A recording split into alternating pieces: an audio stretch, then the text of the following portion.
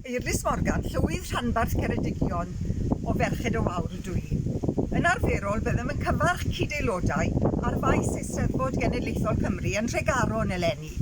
Ond yn anffodus, oherwydd y sefyllfa gyda'r Covid-19, mae holl wyliau'r genedl wedi ei effeithio. Mae wedi bod yn gyfnod anodd a chorchedus i nifer.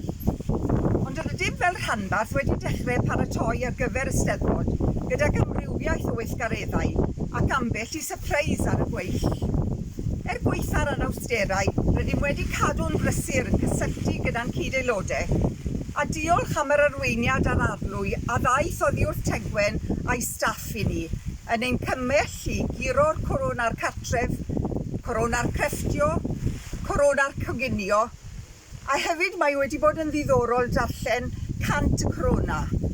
Diolch am arlwy sioe frenhinol rithiol hefyd.